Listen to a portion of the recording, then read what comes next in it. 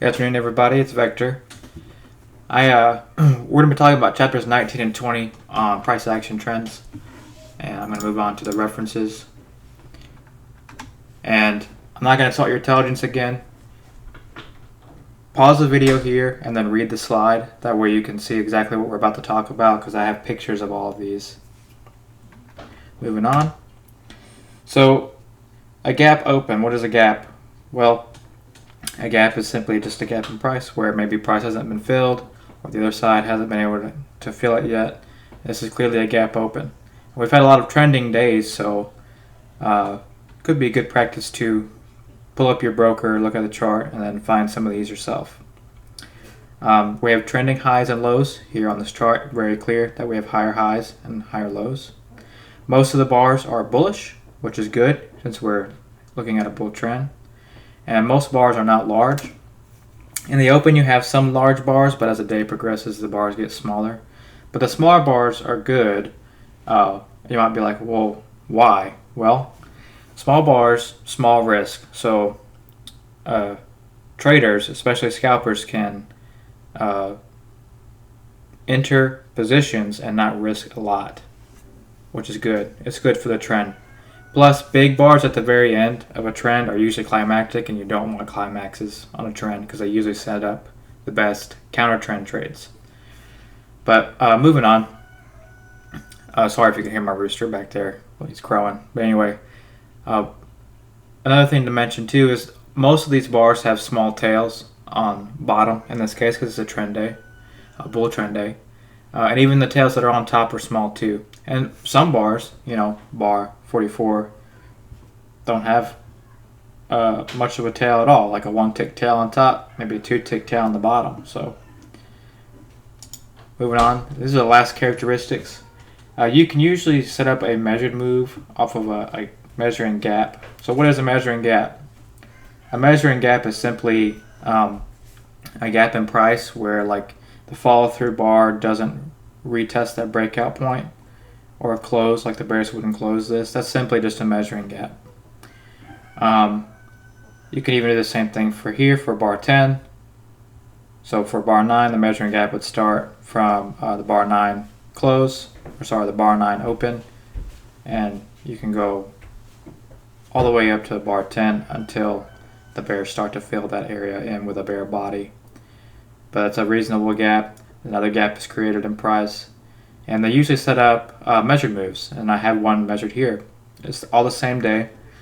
And from the bottom of bar 12 to the top, including the tail, the measured move set up to 43, 22, 50, 22, 75. And that's where we ended up stalling on this bull leg. The last thing that I like to use are overshoots. So like wedges typically on that third push-up will get two legs sideways to the other direction, right? But if wedges continue to fail and trend line touches or overshoots don't set up good counter trend trades and they instead go sideways into trend resumption, then you know that the trend is very strong. Okay, moving on to chapter 20 where he talks about two legs. He says that the market regularly tries to do something twice, and all moves can subdivide into two smaller moves. I like to say, always look for two legs and sometimes a third. Especially in a trading range, third legs are the best to fade. And Al Brooks even talks about how even three push patterns, typically you can divide them into two pushes because one of the legs is essentially just separated by a tiny pullback. But that's neither here nor there. He does say that the turn leg is very general, and it simply just means the direction of movement has changed. I think what makes the pattern important is two things, right? So it helps you identify wedges or pushes and normal outcomes, And two, he didn't talk about it in this chapter, at least I didn't see it. If he did, there is a measured move, leg 1 equals leg 2 pattern, but we'll get there if we get there. And essentially, what it boils down to is you can usually get an idea of where leg 2 wants to go based on the movement of leg 1. But again, we'll get there because I think it actually is in this book. But and here's an example of 2 legs down. So you have 1, pull back 2, first leg bar 3, all 1 leg. Then you have 4 bar pullback, and then 2, leg 2 is 8 and 9 here. And perhaps there's like a wedge in Globex, right? I don't chart Globex. Perhaps this is the wedge and this was the end, and you get a 2 leg pullback, and then you get trend resumption again. Another sign of strong trends. Last thing on words of wisdom, and this one I really love. When you are not confident about your read, do not take the trade. There will always be another trade before too long that will be much clearer to you. A lot of times, especially maybe after a loss, traders want to be in the market. Traders aren't waiting to be in the market.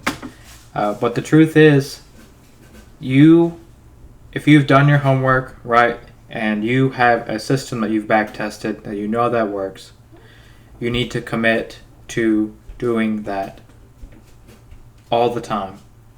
And you will be rewarded over time. Maybe not today or tomorrow, but in a quarter, next quarter, a year, if you do that thing that you know works only, you will be rewarded.